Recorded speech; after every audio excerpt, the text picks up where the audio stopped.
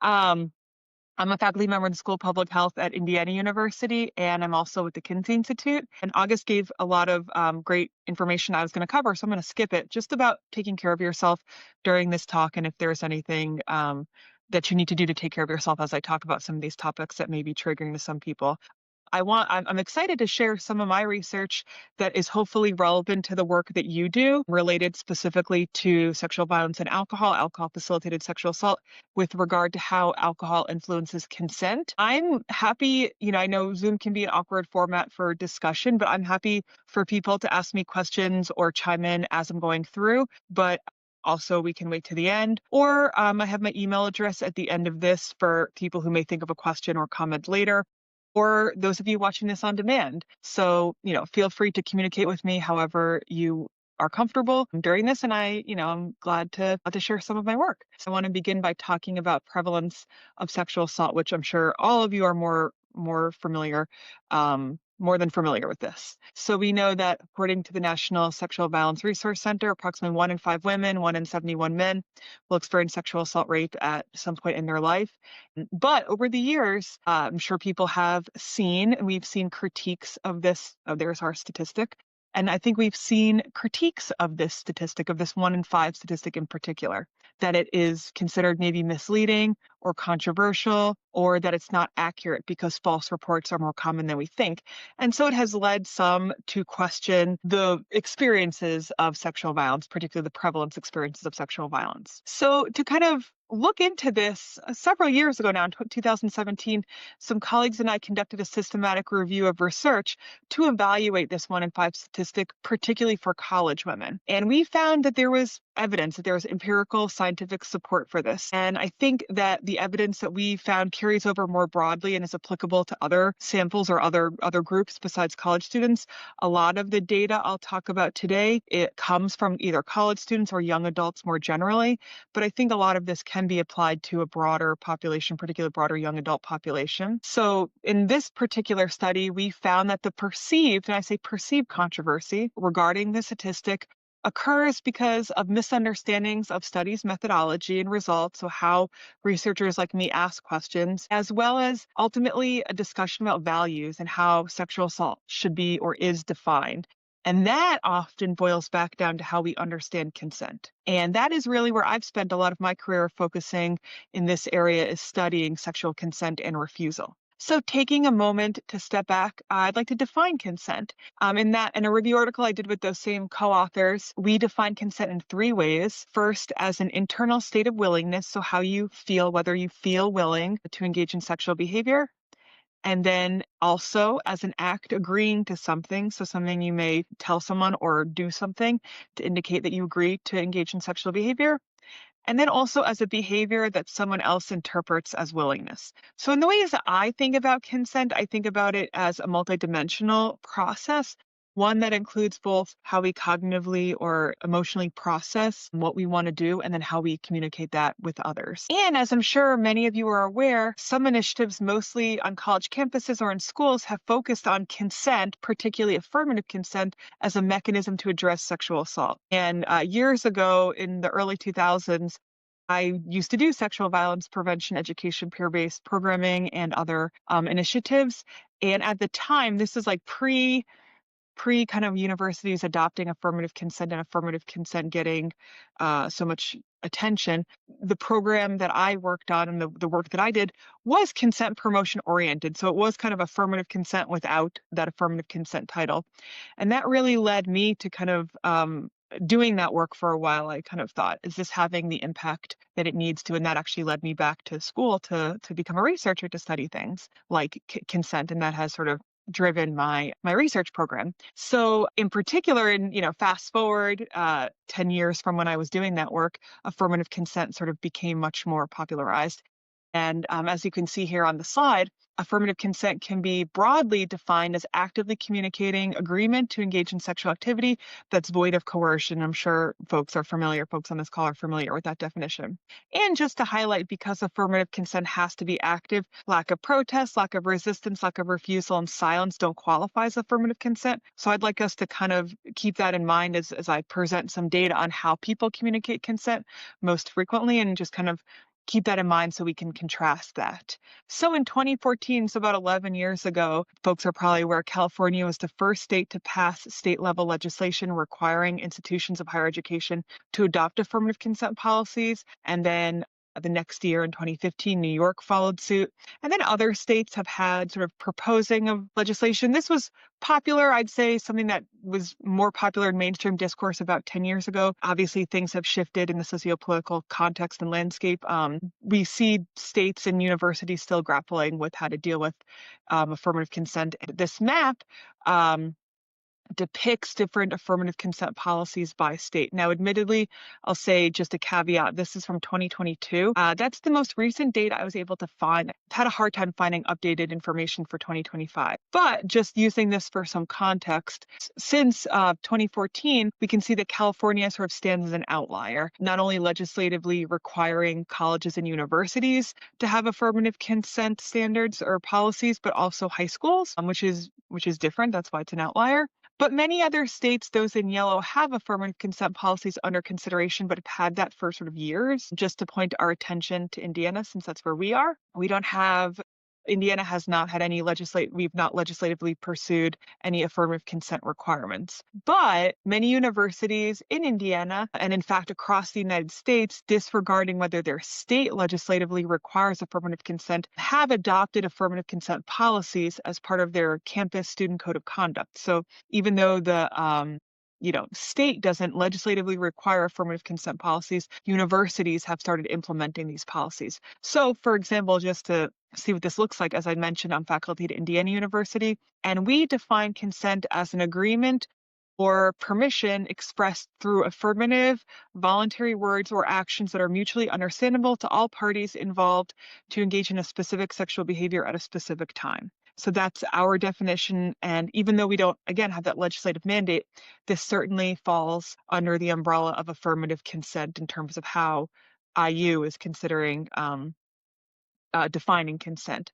And in fact, over 2,000 colleges and universities in the United States have defined consent using this affirmative consent standard. Now, from a research perspective, and I should have said this when I began this talk, I'm going to present a lot of data mostly from my work. I'll pull in other researcher studies, just showing you studies I've done related to consent and just sort of giving you that context. So this is a study I did, and I've defined consent pretty consistently or pretty similarly in terms of a broad conceptual definition to affirmative consent. So in this paper, me and my co-author defined consent as a little more explicitly as one's freely given verbal or nonverbal communication of their sober and conscious feelings of willingness to engage in a particular sexual behavior with a particular person within a particular context. So you can leave it to academics, researchers to make things more complicated, more wordy, right, than that previous definition. But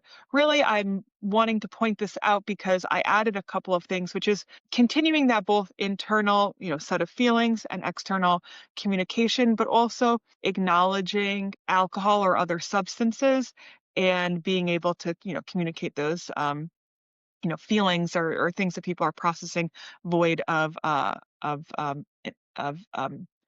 substance use. So we're going to obviously talk a lot about that today because that's a trickiness with regard to consent. But you can see that combination, like I said, of the feelings and how you communicate, and that's really I think both important aspects. I think we tend to focus much more, particularly affirmative consent, on what to say, how to communicate consent, which leaves a void in terms of people figuring out how they feel, if they even know they want to consent, right? Affirmative consent already assumes that someone knows what they want. And that's not always the case. So that's why I like both of these pieces. Now, some of you may remember when California first passed legislation, there were critiques of affirmative consent. And in fact, if you have an even longer memory, back in 1990, college had what we would now call affirmative consent, had this affirmative consent policy, and it was also critiqued pretty heavily. Even I think on Saturday Night Live, sort of critiqued, I'll say nicely, kind of mocked the policy, and then 25 years later, we saw it reemerge. So I guess like fashion, things come back to play.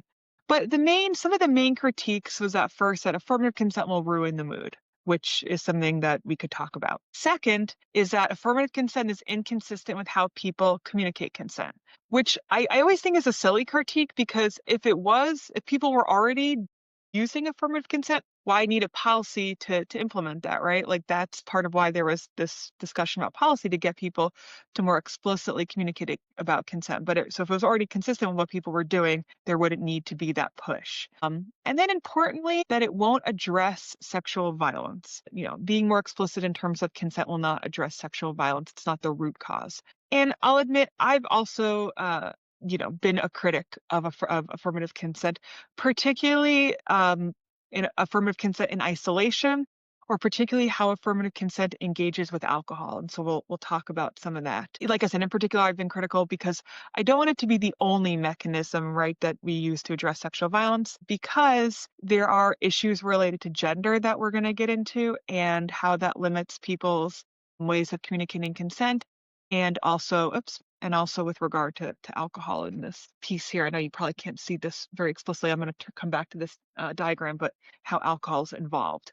So again, like I said, much of my work has focused on the college context, but I think it can apply to broader audiences. So now I'm going to dig into some of the findings across various studies related to consent. And again, like I said earlier, if you have questions or comments or want to chime in, please feel free, to jump in. So taking a step back, let's examine how the common ways people report communicating consent. So we can look at how people communicate looking across different ways of describing those cues. And I like to say that this is probably the gold standard that we'd like to see. And people certainly use explicit and verbal cues to communicate consent. And they also report using cues that are explicit, but perhaps nonverbal, cues that are verbal and implicit, and then cues that are nonverbal and implicit, so less consistent with affirmative consent. And then we also see people reporting cues such as not resisting or not saying no, which is even more implicit and again, certainly nonverbal. And then people do report using cues across these axes. Now, young folks tend to rely on cues that are more often nonverbal. Generally, they tend to default to look for more nonverbal cues. They tend to use more implicit, but I would say nonverbal, whether they're explicit or implicit. Nonverbal tends to be more common. And then what I suggested last on the screen, this no response signal, not saying anything, not saying no. Young people tend to report using that as a way to determine consent. Now, we know that's pretty inconsistent with the recommendations of affirmative consent. And I think it's worth noting that there are different factors that may influence consent. So I want to break some of those things down. Most notably, gender, and I do have just a gender binary represented here on these two slides. There is very limited research on people who fall outside of the binary. I do have a paper under review right now that is looking at that in a qualitative context. I'll to give you the brief, too long, didn't read the whole paper. Basically, it's pretty complicated too. So that's sort of universal across people disregarding, gender. But here we see at the aggregate, women are more likely to report using verbal cues relative to men, and men more commonly report using nonverbal cues to communicate consent relative to women. Now, another important context is the sexual behavior that people are consenting to. People report that they're more likely to use explicit cues for intercourse behaviors, vaginal penile intercourse or anal intercourse, whereas kissing or genital touching, people report using more implicit or nonverbal cues. Then oral sex sort of falls somewhere in the middle where there was really no differences in the types of cues people reported using. Then a third important context is gender of partner. So I talked about earlier just gender, like what gender that person is and then how the cues they're more likely to use. Now we're talking about what gender you might engage in sexual behavior with and whether it's a same gender or a different gender than you are. And so far, those previous slides, I was drawing on research in which women were having sex with men. But if we look at research in which people are having sex with different genders or with the same gender, and we look at comparison studies, we actually don't see and this is young adults, university samples, there isn't actually very much difference in terms of the cues that people are using. In two studies that I have cited on this slide, they suggest the cues are pretty similar. Now, one caveat I'll just say about this methodology was that The researchers who conducted this study sort of took the ways in which we've asked heterosexual folks about their consent cues and asked basically non-heterosexual folks, sexual minority folks. And so that kind of method may have led to just similar findings in a more a qualitative, more exploratory approach. Some colleagues and I, some students and I, we looked at specifically how sexual minority men communicated consent, and we found some nuanced differences. We found sexual minority men more frequently reported explicit verbal and nonverbal cues. And interestingly, these men talked about communicating consent over text message or through dating or sexual networking apps in advance of meetings. So when they actually met in person, they talked about that there was no communication. It was that kind of non-response signal, this kind of cue down here when they actually met in person, but they rationalized that that was because there was explicit consent communication occurring via text or some advanced, communication before they actually met in person. So when they got in person, they felt like there was no need to communicate. And then finally, a fourth context that is interesting to look at is sexual precedence. So this means like having previously engaged in sexual behavior with this person.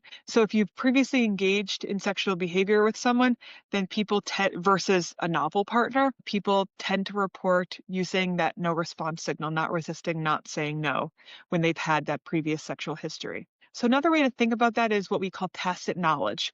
So we see people saying that they just assume, they just know the other person's consenting and they don't actually have to communicate. And we see this also happening not just with people with sexual history, but also people who are in romantic relationships. They'll say things like, this is just what we do in our relationship. We know there's no need to communicate explicitly. That sort of tacit knowledge piece also may apply to the sexual minority men on the previous slide that I was showing you. They may rely on tacit knowledge because, again, they think, well, we've already had this negotiation. I already know what's happening. So you can see these different facets start to complicate how consent is being communicated, and we haven't gotten to alcohol yet. We're going to get there. But another important context is the location in which people start interpreting someone else's consent. So this is starting us to get into that alcohol-involved sex. I conducted a series of studies to investigate, this was heterosexual young people, how they perceived the consent communication process, because what I saw was that it was beginning in a social context, particularly an alcohol-involved context like a bar or party. And they started saying, this is where I start interpreting someone's behaviors to see about consent or to make a determination about consent.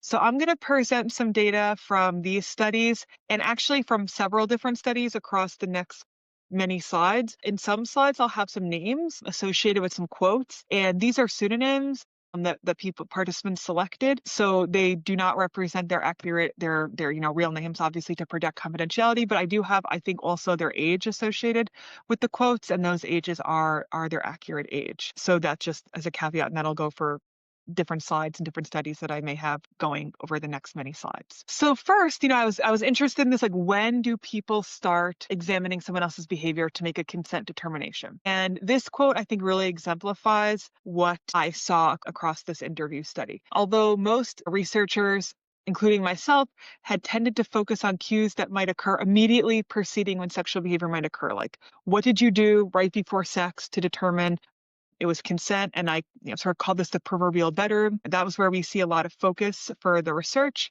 What I actually found in this set of studies was that people were starting these interpretations way in social contexts, like a bar or a party, and examining those behaviors and different cues and interactions that they were having, and in particular the transition from a social setting to a private setting was cited as a particularly important indicator in terms of making a consent determination. So in this study, I saw that was like a major finding. And I do want to point out, I didn't specifically ask about alcohol in this study. It did come up sort of organically, but in a follow-up study that I'll show you data from, I did then specifically ask about alcohol. But here we just talked about, when you start making these interpretations, and it starts, a lot of young people talked about it starting in a social context. However, and I think this is something I'm really keyed into in terms of my research, gender norms and socially constructed gender roles influence consent communication, and also, as the focus of this talk, alcohol use, alcohol intoxication, alcohol consumption also can play a role. And so I wanted to talk this I want to present some findings in this regard. And this came up from this study in which I did not specifically ask about alcohol. And I make that specification because in another study where I did specifically ask about alcohol, some different findings emerged, which I'll highlight when we get there. So, for example, there were, in terms of gender, there were some distinctions in terms of how women and men interpret these cues.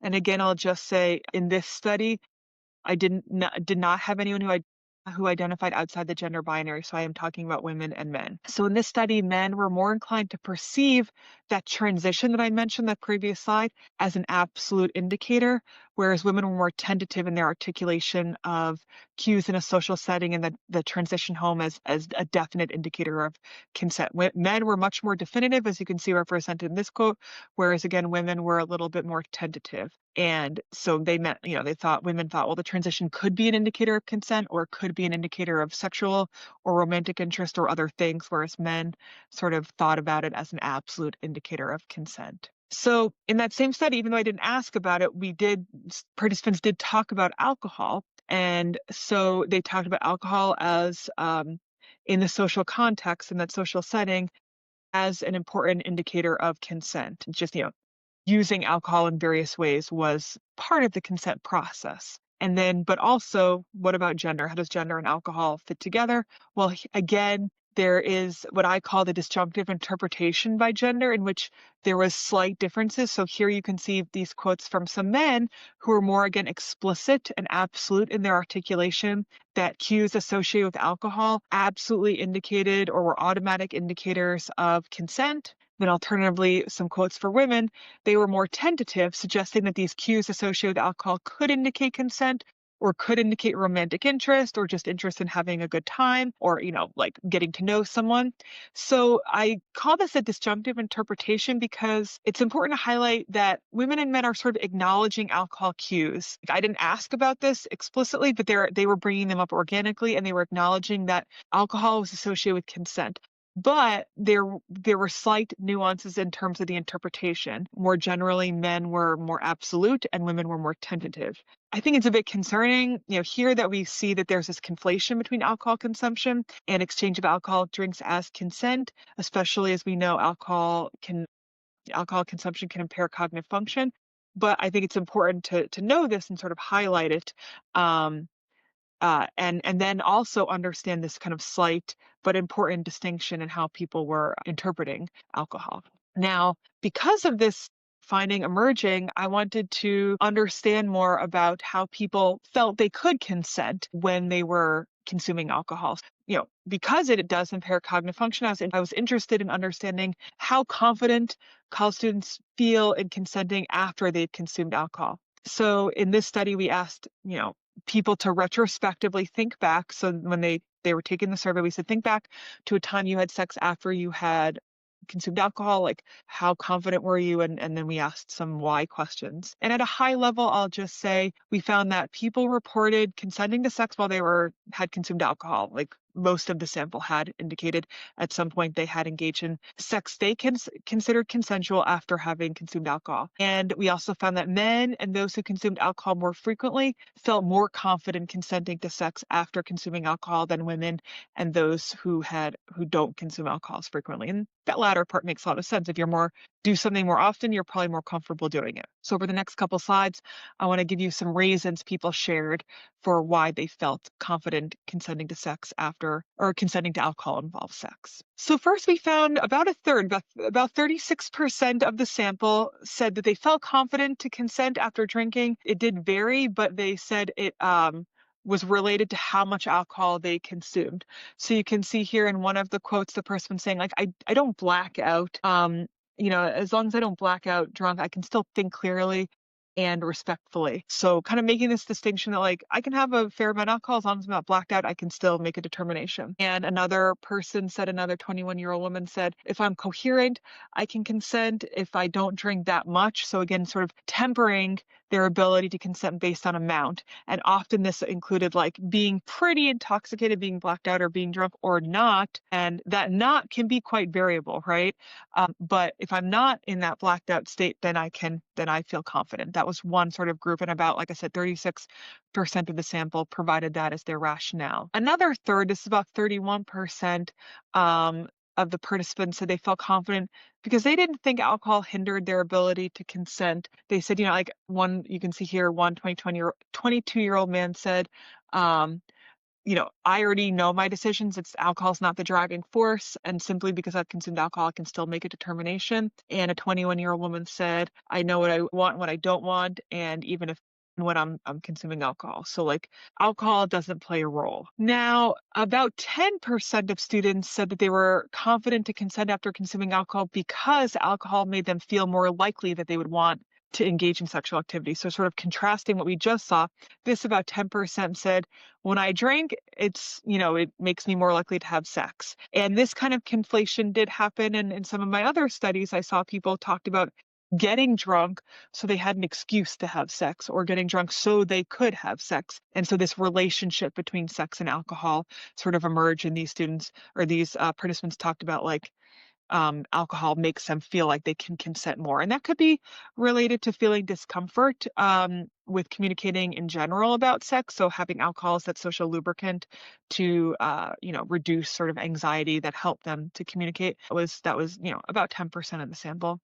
And then another 10% indicated that they were not confident that they could consent because alcohol makes consent invalid. So this is kind of like, the percent who says, you know what, you cannot consent after consuming alcohol because alcohol, has an impact. And in this case, people didn't always distinguish like amount. These were more kind of like, I would say, dogmatic thinkers, like alcohol negates consent. That sort of message, this small, about 10%, sort of resonated and repeated that message that you cannot consent after consuming alcohol. So this is at least a 10% sort of the sample had that recognition. So building on those findings, I wanted to return to do a follow-up study to examine more in depth. Because we saw so many people say that they felt confident to consent, I wanted to more specifically examine how young people navigated consent to alcohol-involved sex.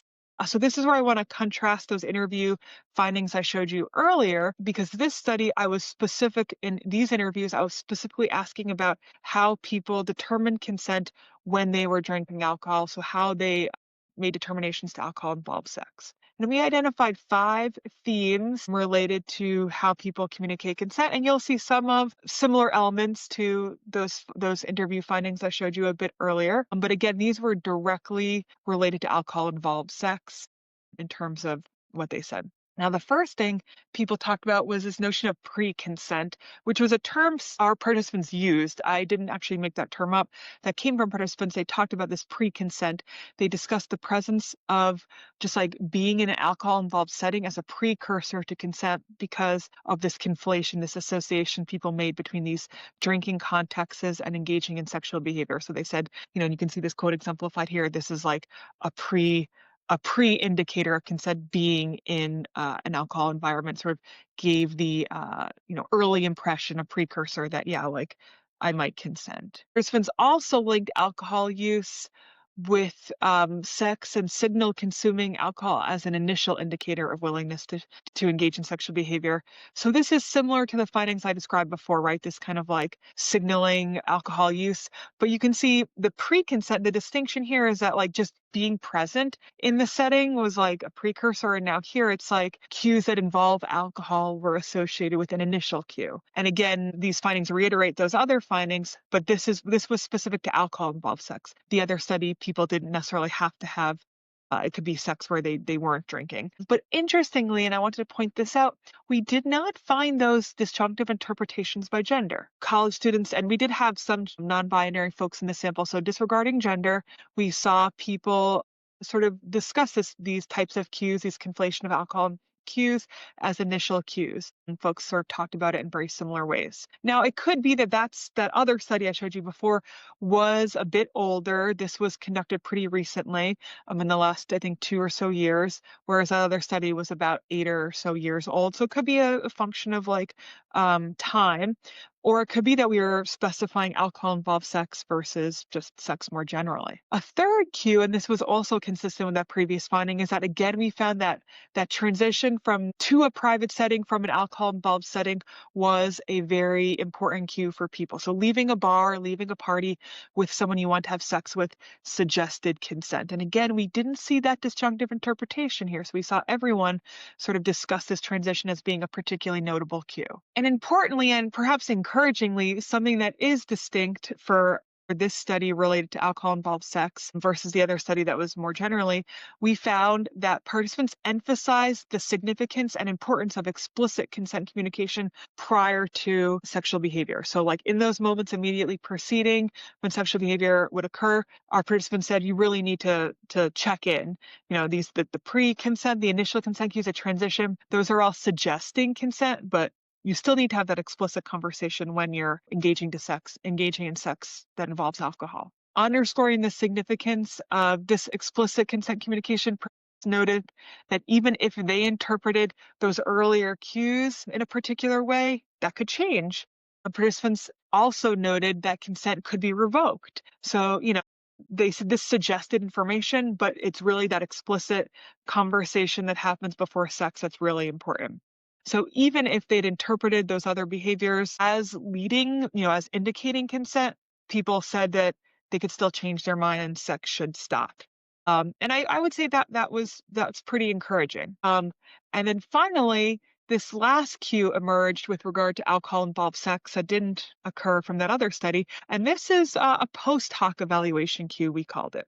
And I would say this was a surprising, perhaps a cue that I'll admit I was a bit troubled by. So participants stated that their consent was confirmed the next day or when they reflected on the sex that they already had when they were sober. So in doing so, participants indicated that if they felt okay about the sex the next day and determined that they would have engaged in that sex had they been sober, they considered it consensual. And again, that was troubling to me. Now so interestingly, participants did note that it was odd or maybe counterintuitive to determine consent post hoc. They recognized that it was a bit troubling, yet they still described it as part of the consent communication process. Now, I do want to say that there's an important caveat to mention, and that is related to gender, that we did see some disjunctive interpretation here for this particular cue. Women often discuss the post hoc evaluation cue with respect to themselves. So they said, if I felt okay with this, I should say women and gender minorities said that if I felt okay about the sex, or I felt okay about the sexual behavior, or I would feel it, I would have engaged in it when I was sober, then it was consensual. And men also talked about it with respect to women. So they said, if she felt okay about it, if the woman felt okay about it the next day when sober, then they consider it to be consensual. So this distinction could be related to sexual assault risk because we know women are at greater risk for victimization. It may be the case that women are more reflective or internalize their reactions more than men. Unfortunately, I didn't dig into that a little bit more in the interviews, but that distinction did emerge. So kind of to summarize this particular study, we found young folks reported additional and slightly different cues to communicate consent to alcohol-involved sex than those that I described earlier when I was discussing consent to sex more generally. And they relied on this process of consent communication that could be iterative. And I sort of depicted that here. So perhaps we need to reconsider how we're thinking about sex and, consent. And that's something that I've been working on now in terms of thinking about how young people think about this as an iterative process, particularly how it with regard to alcohol. And this piece about the post hoc consent is something that I think is something that really requires a little bit more attention. So to kind of more explicitly examine how alcohol intoxication influences consent, I wanted to actually look at people or talk to people while they were consuming alcohol. So all of this data, the confidence, these interview studies were asking people when they were sober to reflect on times that they had been intoxicated.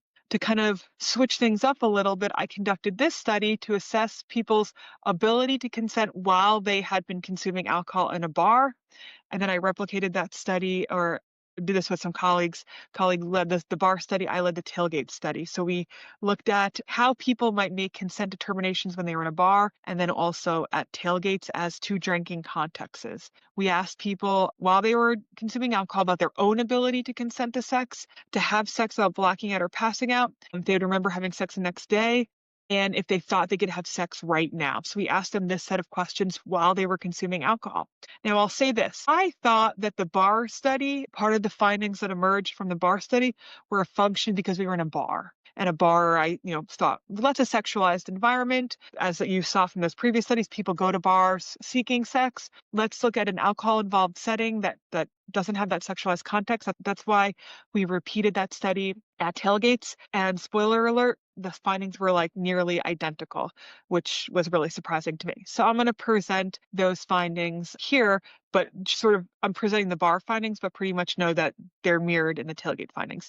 And we also gave people breath tests. So we did their breath alcohol, we measured their breath alcohol concentration to see sort of from an objective measure how intoxicated they were. So we found that our sample was, intoxicated, having consumed on average about 5 drinks and had a breath alcohol concentration of 0.08, which people probably know is the legal limit for driving a vehicle. Now, that was the average, so that means that there was a bell curve. People were more intoxicated and some people hadn't consumed alcohol at all, so there was a range in both of our studies. We also found that people reported at least one alcohol um, one alcohol-like symptom, and about 10 to 15% of the sample reported symptomology such as, 10 to 20% of the sample reported some symptomology such as loss of critical judgment, impaired balance, slurred speech, disorientation, and drowsiness. So they reported that. And I forgot to mention this. I got tripped up here. For this study, we actually collected data from people in dyads. So we found people in pairs, pulled them aside. I mean, they had to volunteer, obviously. Then we would pull them aside, separated them, and we did an interview about themselves, how much they felt this way, and then how they felt about a friend. So did they think their friend who they were taking the study with, could they consent? Could they have sex without passing out or blacking out? Could they have sex right now if they left the bar or left the tailgate? So we asked people to reflect on themselves and then their friend. And I'm sorry, I forgot to mention that. So I want to present some of those findings. So first, with people's findings with regard to themselves, we found that overwhelmingly participants thought they could consent to sex, they could have sex without blacking out or passing out, and that they would remember having sex the next day. So upwards of 90% of the sample said, yeah, like I could have sex. And this was across the entire sample. Didn't matter what their breath alcohol test was or how many drinks that they had consumed. And it's important to mention that there was variability in alcohol consumption, and yet very little variability in terms of how they perceived consent. Next, we looked at whether alcohol intoxication variables predicted the consent belief. So the association with these alcohol variables and whether it mattered in terms of some of these people's ability to consent or have sex and so forth. So we found that the alcohol variables, including number of drinks people had consumed, how intoxicated they felt, and the total number of alcohol-related symptoms that I showed you on the other side. Oh, and their breath alcohol concentration, we found that none of them were associated with the variables for alcohol for one's ability to consent to sex. But we did find that total number of symptoms people reported was associated with whether people thought they could have sex without blacking out or passing out, and whether they would remember having sex the next day. So it was not associated with their perceived ability to consent, but it was associated with whether they thought they could have sex without passing out and whether they would remember having sex. Now, as I mentioned, we also asked people about a friend that they participated in the study with. So when we look at the people's perceptions of their friends, again, we found overwhelmingly people thought their friend could have sex, their friend could consent to sex, their friend could have sex without blacking out or passing out, and their friend will remember having sex the next day. Now you'll see these percentages, 87, 92, 89, are a little bit lower. All of the percentages that people talked about with reflecting on themselves were above 90, so like most of the sample, but this is still really high. Almost 90% of the sample thought their friend, the person they were participating in the study with, could have sex, disregarding again how much alcohol they consume. And again, there was variability in alcohol consumption. So I keep emphasizing that point because it didn't matter whether you had a little bit of alcohol or a lot of alcohol. People thought most of the time sex is on the table. Now, again, in terms of that relationship, when looking at whether the alcohol intoxication variables may predict some of these consent beliefs, we found that none were associated with people's perceptions of their friends' ability to consent to sex or have sex without blacking out or passing out. But we did find, again, that total symptoms predicted in this case just whether people thought their friend would remember having sex. So it was really about both in terms of yourself and your friend. It was about having that symptomology. But in this instance, it's important to consider some gender norms because we could look at pairing factor or factors related to pairing. Because we collected data in dyads, we could examine the gender pairings of the dyads as a predictor for the different consent beliefs for people's perceptions of their friends. And we found that it was only a significant predictor for whether participants would allow their friend to have sex right now. Again, the consent piece they were not associated. Specifically, and I want to point this out because I think it's interesting, we found that 91, oops, sorry, I forgot to, okay, there we go.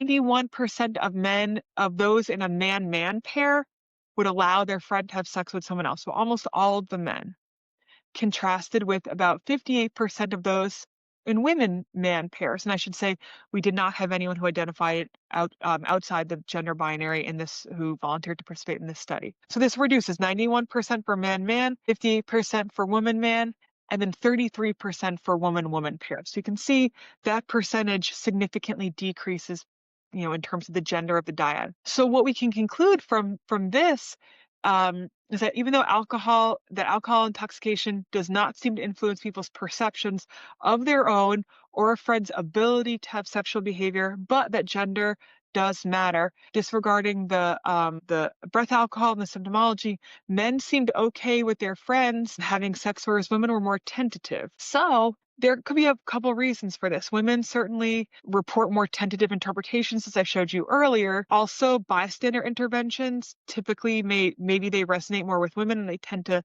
position maybe women more as victimization, so that may be more salient for women. And it may be that women are more aware of increased risk, and that's why they are more tentative or unwilling to let their friends have sex. It could be associated with that. I see a question. Yeah, I'm happy to grab that. Madeline Klein. Yeah, hi. So putting these together, are we concluding that although participants felt that alcohol intoxication did not influence whether their friends were able to consent, there was nevertheless, particularly in those mixed and female gendered dyads, still a hesitation about whether they thought that was a good idea or safe? You nailed it. Yeah, that's exactly right. Okay.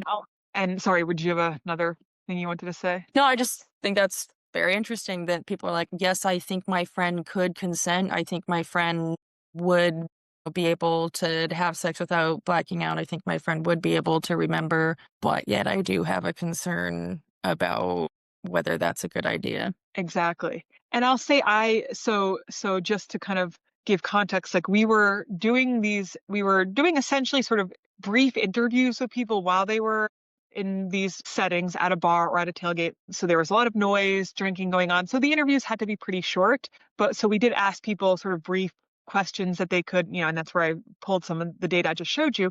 But we did get some explanation. And I'll say, just to contextualize what you just said, some of the women, particularly the women, you saw that 33%, so much smaller proportion, were comfortable letting their friend go have sex. They said, yeah, she could consent now, but if she had one or two more drinks, I would be worried. So there is this kind of acknowledgement that there is this threshold. And so there's this, protective factor. So it was in those longer explanations, it was yeah, I said yes, but I do have a hesitation. And that's, again, what makes measuring some of this stuff a little bit tricky and difficult, because when we got more explanation in the kind of shorter, briefer answer, people said, yeah, fine, you could consent. But then when we kind of broke it down a little bit more, we did see some hesitation. I think that explains in part why there was I don't want to quite let you go. I've got some hesitation there. And it's interesting how that emerged. Great question. Other questions or comments? I'll keep pressing on here because I think this might provide even some more context here to this.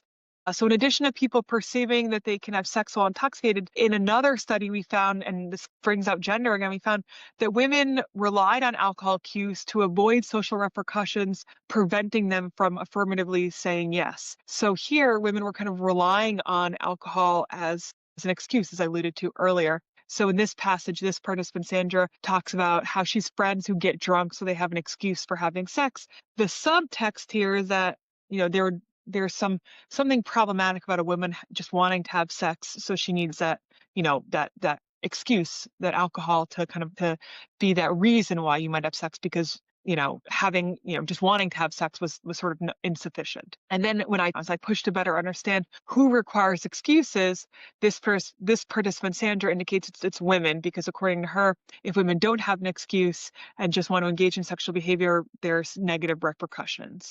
And then separate from alcohol, women talked about how their sexuality was sort of constrained in the context of consent. And so, for example, women felt like they couldn't initiate sex. You can see here from Laura, women are supposed to wait and let men initiate. And this comes from that study I showed you earlier, where we have heterosexual young folks talking about consent negotiation. Because again, similar to what Sandra said here, we see Laura saying, because if women initiate, there are again those social repercussions. And in another study, kind of trying to disentangle some of these issues, we found that the ways that young folks talked about consent really reinforced the traditional sexual script, which is sort of the academic term for men initiating and women gatekeeping. So men being the consent askers and women being the consent or refusal indicators. And that's kind of highlighted in this quote. I know that you probably can't see the text, but just to break it down, the participants were talking about like men ask, women give consent. And this really constrains both how everyone communicates consent, but particularly women's ability to seek consent. And there's, reason for that, because in addition to not really having social permission to say yes or consent in an affirmative manner, women also describe facing challenges declining sexual behavior. So, for example, women reported feeling bad if they were to decline sex, particularly if, bringing alcohol back into the picture, if the man that they were declining had bought them a drink or had, been purchasing drinks for them in the social setting, they felt bad. Or if a guy that they were with allowed them to spend the night, if they were too intoxicated to go home, they felt like they were supposed to have sex. And this again brings up this tricky situation. They're saying they're too intoxicated or wasn't able to go home, but then feeling like perhaps they needed to have sex with someone as a sort of, as a, I guess, a reciprocal returning the favor, so to speak. And another facet of women not really being able to say no comes in terms of men ignoring women's refusal. So now these were men talking about that they might hear a refusal, but ignore it. So here we saw one participant say that if a woman's refusals are soft, and by soft he meant not overt expressions like screaming no or leaving, then he'd continue to pursue sex post-refusal. And this participant says that women should just give clear signals, but not so clear that it's blunt or awkward. And that's sort of a tricky line to navigate, particularly if we're considering alcohol, and particularly if we're considering what Rashad said on the previous slide, that he'll ignore more subtle refusals. So, there's this kind of like be clear and explicit, but not too explicit that it's awkward. And also, if it's not explicit enough, then I can ignore it. And it creates, a really difficult, what one researcher, Jeanette Norris, says, she calls it a cognitive tightrope that women are walking to kind of navigate this consent refusal piece. And this is particularly concerning given other work I've done more recently aimed at assessing refusals, how people refuse sexual behavior, because people tend to report using nonverbal subtle cues to indicate that they're declining sexual behavior. This is a research team from New Zealand talked about that some men in particular might say that they're looking for an obvious gesture, that they look for something obvious. And this emerged in some of my findings as well, to point to as a refusal. But we saw that's not how people typically feel like they can refuse, because they don't want to hurt people's feelings, or they have to navigate that carefully. And then also, interestingly, though, this doesn't necessarily have to be the case. This particular team in New Zealand said that even though men said they wanted or preferred an obvious gesture, they were able to decipher refusal cues, even those that didn't include the word no, as declining a sexual advance. And so while they preferred this obvious gesture to point to, they still knew someone was refusing, kind of like those soft refusals that I showed you on that other slide, but that left things open for interpretation. So it was kind of like maybe some potential issues going on. Now, when we bring alcohol into this and we get people who might be more myopically focused on trying to have sex, it certainly brings up further trickiness. Having one's refusals ignored is concerning for a lot of reasons.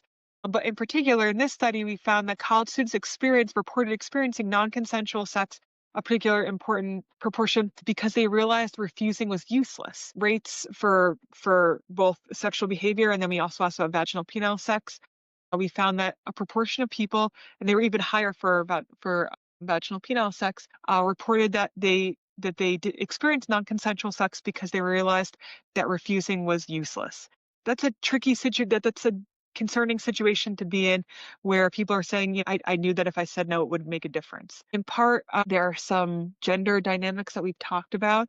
As I already mentioned, men might report hearing and understanding a refusal, but prefer to wait for that obvious gesture, that women might rationalize uncomfortable or unwanted sex as being part of relationship maintenance, or that they perhaps owe men something, and that men sometimes don't provide women the opportunity to refuse. So collectively, I would argue that these gender dynamics certainly infringe on affirmative consent, and this is separate from, or absent from, alcohol. We introduce alcohol, and we know that norms regarding alcohol use can influence consent, as I've already talked about for the last hour or so, that people feel confident in their ability to consent despite having that cognitive functioning impairment, and it makes it difficult to discern complex cues. And a lot of the cues I've shown you, the dynamics I've shown you, suggest they are subtle and they can be complex. So this is creating sort of a very difficult situation. So let's turn back to that affirmative consent policy that I mentioned earlier as a tactic for sexual assault prevention. And I think it's important to specifically highlight, and where I've been critical of these policies, is how it engages with alcohol. So affirmative consent policies and standards suggest that people cannot consent if they're incapacitated. And that is sort of, I would say, ambiguous language, because what does it mean to be incapacitated? Here is language from Indiana University's website regarding incapacitation and affirmative consent. So we say a person is incapacitated of consent if they are unable to understand the facts, nature, extent, or implications of the situation due to drugs, alcohol, a mental disability, being asleep or unconscious, or based on the age pursuant to Indiana law. So this is, oops, I meant to highlight that part. So this is a lot of language, and it doesn't quite give a clear, it gives some clarity, but the website specifically says, with respect to alcohol and drugs, intoxication and impairment are not presumptively equivalent to incapacitation. So what that definition highlights is that being incapacitated does preclude one's ability to consent, yet it also acknowledges that one can consume alcohol and or be intoxicated and can still consent. And that's consistent with what I showed you earlier. People talked about feeling confident to consent, and that they felt they could consent after they'd consumed alcohol. So it begs the question in the title of the talk, how drunk is too drunk to consent? That has been a question I've been chasing in a lot of different studies. I have a picture up here of a lot of different studies I've been doing to try to understand what is the threshold of alcohol that makes someone unable to consent. That would be a really helpful piece of information. So we can say, you've had too much, you cannot consent. Okay, you're still in the clear. And unfortunately, that's not there. There's not clear data to point to that, to a particular threshold. Even if there was variability across people to say, for you, this is your threshold, that doesn't really exist because it can depend on a lot of other factors. And it makes it difficult for people to successfully navigate alcohol consumption and sexual behavior. So I find myself really resonating with a quote from a participant from one of our studies, that trying to determine a threshold for consent for alcohol-involved sex is a really good question, but I'm not sure I'm qualified to answer it, even though I've been studying this for the last 10 years, really trying to get to this point. But that doesn't mean I don't have some thoughts. So you may recall I began this talk by discussing variations in how we determine sexual assault, and that it comes down to our values, right? And a matter of values and how we think about consent. And that holds true too for alcohol-involved sex. So again, in this particular study, this was how we define consent. And we really noted that there's a lot of complexity here. And so I think we need to approach our discussions from an intervention and from an educational perspective with such nuance.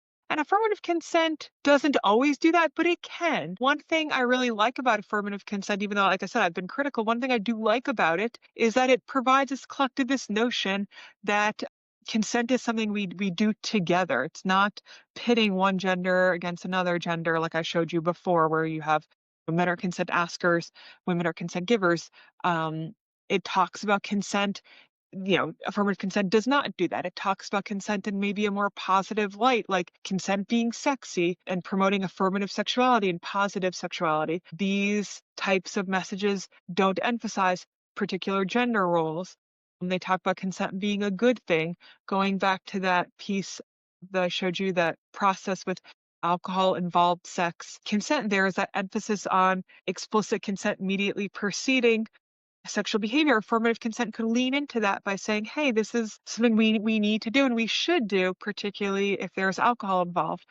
So it's not entirely problematic. And in fact, we could lean into the sex positivity because in several different studies, I have found a connection between more explicit consent communication and better sex. So we could talk about, communicating consent from that perspective. But I would argue that for consent to be sexy, we need cultural norms that support people actively and affirmatively communicating consent. And I did show you data where in which women in particular felt constrained in their ability. So I would argue we're not quite there yet. Although I think the climate is changing. I think that the consent is sexy depiction can't exist in an environment where there's rape supportive discourse. But I think there's promising that can be changing because I think that it's like building a house on a broken foundation, right?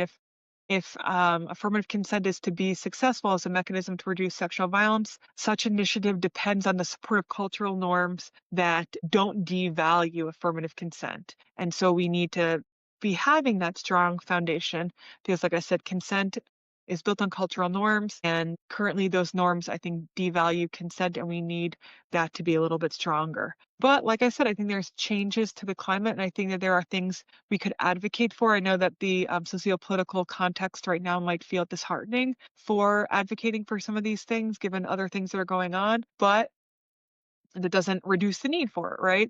So we could focus on initiatives that emphasize sociocultural shifts, particularly with regard to gender and how people should behave. We could break down some of these stereotypes that exist, and that can also help a more broader comfort with sexuality.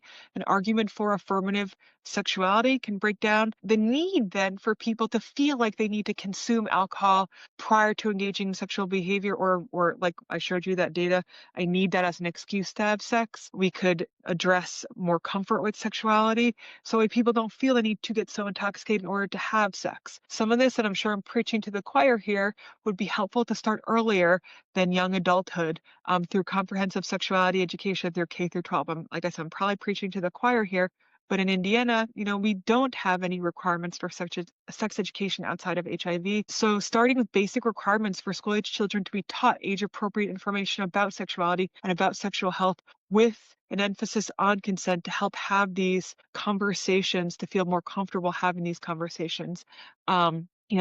It'd be helpful if evidence-based consent education was included as part of comprehensive sexuality education, that all states sort of adopted this, including states like Indiana that don't, because we also need to address some of these gender norms through K through 12 sex education. I recommend approaches that address sexual assault prevention at the college level to include some of these nuances, and that could even happen, or should, I think, even happen earlier, and also couch in discussions of gender roles, sexual socialization, power inequities, and include and break down some of these discussions about alcohol because we know it's so prevalent, and do it prior to people finding themselves in that context. But most notably, I would say that emphasizing a sex positive environment can help people have more explicit conversations because that's where alcohol can start to be used to act as that lubricant or act as that crutch because people feel uncomfortable talking about sexuality. So kind of, I would guess my ultimate recommendation, or one of my recommendations that I often said is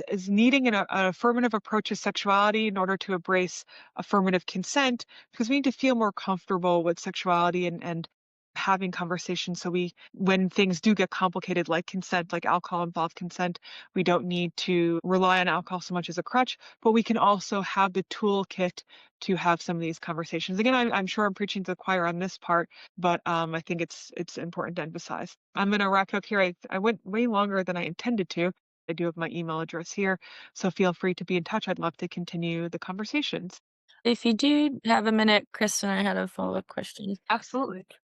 In the course of these different interviews that you have had with participants where you'd have heard them talk about the ways that they feel like affirmative sexuality is not, regarded positively for women, or that like the scripts of consent involve men being askers and women being responders. Do you recall participants talking at all about like how they felt about that, whether they thought that was good or bad, whether they felt like that was normal, or just like their feelings about the existence of that dynamic? Yeah, great question. Yeah, a lot of people talked about it being unfair. It's kind of like, I mean, they didn't say it that way. They'd say more like, it sucks. Like, it sucks that Mhm, I'm constrained in this way.